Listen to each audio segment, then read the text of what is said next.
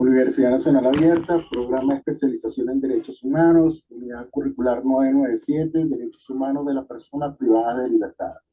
Centro Local Metropolitano. Participante, Marco Suárez, Caracas, marzo 2025. El tema que vamos a desarrollar el día de hoy es el referente a las normas internacionales y los derechos humanos de las personas privadas de libertad. Para ello debemos empezar diciendo que las personas privadas de libertad son aquellas que han sido detenidas o condenadas por la comisión de un delito o hecho punible según la normativa legal a la cual están sujetos y se encuentran bajo la custodia del Estado. Esto implica, más allá de la pérdida de la libertad propiamente dicha, la intervención civil durante el cumplimiento de la pena, la inhabilitación de sus derechos políticos, la pérdida de la patria potestad en el caso de que aplique, pero también tiene consecuencias en la persona desde el punto de vista afectivo, desde el punto de vista cognitivo, emocional y social. Y a pesar de que estas personas estén privadas de libertad, no se pueden dejar de considerar que son personas titulares de derechos fundamentales derivados del simple hecho de ser personas humanas. Es por ello que en muchas ocasiones el Estado incumple con la garantía de estos derechos fundamentales, por lo que se hace pertinente la creación de un marco jurídico y de organismos internacionales que garanticen la tutela de estos derechos bajo diferentes sistemas de protección. Siguiente lámina.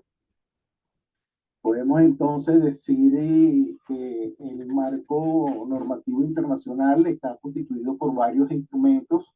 que establecen directrices para la protección de los derechos humanos de los privados de libertad, entre los cuales se destacan la Declaración Universal de los Derechos Humanos, las reglas mínimas de las Naciones Unidas para el tratamiento de los reclusos, conocidas generalmente como las reglas Mandela, adoptadas en 1955, las cuales establecen estándares básicos sobre el trato digno de los reclusos, que incluyen disposiciones sobre el alojamiento, la higiene, la alimentación, la atención médica, la disciplina carcelaria, el contacto con el mundo exterior, prohíbe la discriminación basada en raza, color, sexo, religión o posición política, y también define como trato cruel, inhumano y degradante a todo aquel que infrinja la dignidad humana.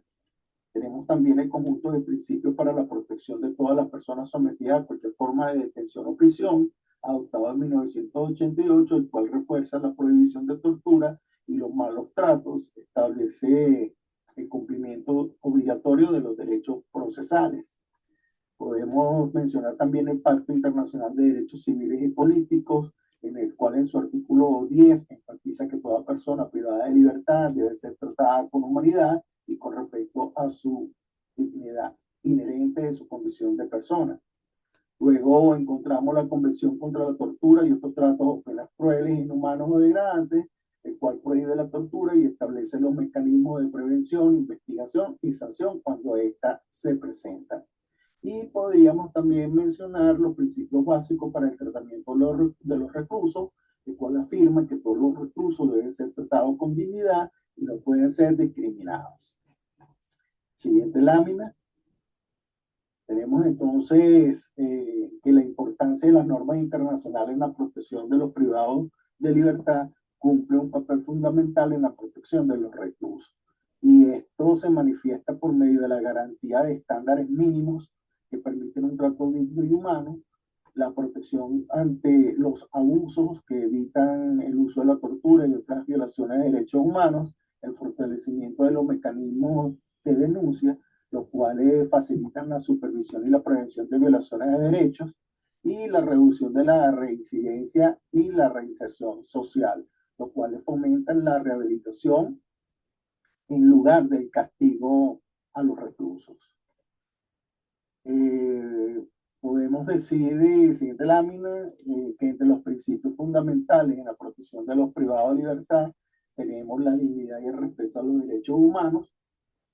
la prohibición de la tortura y tratos crueles e inhumanos, por medio del cual se prohíbe el uso de la tortura y cualquier forma de castigo que atente contra la integridad física y psicológica del recluso, la no discriminación, en el cual ningún recluso debe ser discriminado por naturaleza de su raza, género, religión, opinión política o cualquier otra condición. También tenemos como principio fundamental el acceso a la salud, la educación y las condiciones dignas, en el cual los reclusos deben recibir manifiesta pues, que los reclusos deben recibir atención médica adecuada, acceso a la educación y condiciones de vida dignas. Y como otro principio podemos mencionar el de la reinserción social, el cual está dirigido a generar normas penitenciarias que deban estar orientadas hacia la rehabilitación y la reinserción de los reclusos en la sociedad cuando estos terminan el cumplimiento de su pena. Siguiente lámina. Tenemos entonces que entre los derechos fundamentales que se han definido para las personas privadas de libertad, tenemos lo orientado a la salud, alimentación y alojamiento, en los cuales el derecho a la salud es el acceso a atención médica adecuada, equivalente a atención médica adecuada y equivalente a la disposición de la población reclusa en general, un derecho a la alimentación que implica cantidad y calidad nutritiva suficiente para el mantenimiento de la salud del recluso, un derecho al alojamiento digno, el cual implica un espacio personal mínimo bajo condiciones de higiene, ventilación y iluminación. También está la obligación del Estado en cuanto a la salud mental de los reclusos y la prohibición a los experimentos médicos o científicos sin consentimiento informado por parte del recluso. Otro derecho fundamental que es tutelado y supervisado son los referentes al debido proceso y al juicio justo, en el cual se busca que el recluso esté constantemente informado de los cargos en el proceso legal en su idioma, para que entiendan el derecho a un juicio justo e imparcial, el derecho a la asistencia letrada, es decir, a estar asistido por abogado, la protección contra la detención arbitraria, el derecho de la presunción de inocencia y el derecho a plazos razonables de detención preventiva y revisión judicial de la legalidad de la misma. También podemos mencionar como otro derecho fundamental de la población reclusa el derecho a la educación, ya sea esta educación orientada a la educación académica formal, que tiene como finalidad pues, realizar o combinar estudios académicos, o aquella educación que está orientada hacia el trabajo, que permita desarrollar habilidades o destrezas para la incorporación al mercado laboral y productivo recluso al momento del término de su condena. Siguiente lámina. Dentro de la población reclusa existe la caracterización de varios grupos vulnerables. Estos grupos son aquellos que en condiciones normales dentro de la sociedad ya son víctimas de trato desigual o discriminatorio, lo que agrava su situación aún más cuando se encuentran dentro del sistema de régimen penitenciario, por lo que requieren especial atención, y entre los cuales podemos mencionar a las mujeres, a las cuales se le debe garantizar la separación de los hombres y la atención específica a sus necesidades especiales por su propia condición de mujer. También garantizar el derecho a su salud reproductiva, al ejercicio de la maternidad, en el caso de tener hijos infantiles, en edad infantil. Otro grupo también vulnerable es el que compete a los adolescentes menores de edad, en el cual una de las cosas por las cuales se hace énfasis en la separación de la población adulta con este grupo de adolescentes, la creación de locales especiales para su reclusión y la implementación de planes de estudio para su desarrollo. Otro grupo también que se detecta dentro de la población penal son aquellos conformados por las personas con discapacidad, los cuales requieren pues, de condiciones especiales inherentes al acondicionamiento de las áreas de reclusión que garanticen su acceso y movilidad durante el cumplimiento de la pena. Y otro grupo que valió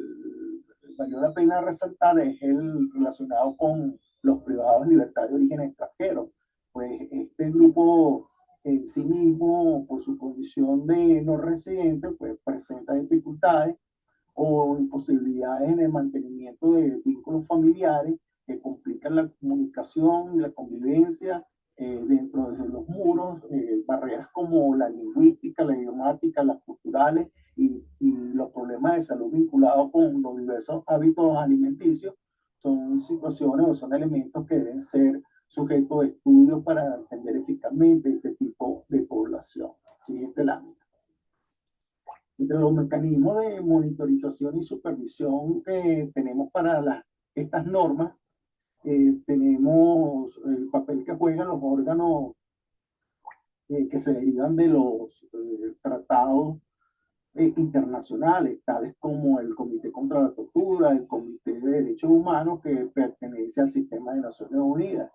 También otro mecanismo que es pertinente puede ser aquel que realiza visitas constantes, como es el caso del Comité Internacional de la Cruz Roja, el cual se encarga de visitar constantemente los lugares de detención y hacer evaluaciones diagnósticas sobre las condiciones en las cuales se encuentra la población reclusa. Y otro mecanismo o otro medio de supervisión que es sumamente importante tener en cuenta para considerar es aquel realizado por las organizaciones no gubernamentales, perdón, en las que la defensa de los derechos de los prisioneros es una de sus prioridades. Entre estos grupos podemos mencionar a título de ejemplo el conformado por Amnistía Internacional o por Human Rights Watch. Siguiente lámina. Tenemos entonces que estas normas internacionales en la protección de derechos privados de libertad tienen cierto o han influenciado, han tenido su alcance, el cual se manifiesta de la siguiente manera. Primero, en aplicación de estas normas en los Estados miembros, en la cual los países que se han ratificado los tratados internacionales tienen la obligación de adaptar su legislación interna a estos estándares internacionales. Otro impacto que hay es el impacto que tienen dentro de la legislación nacional, ya que muchas de las disposiciones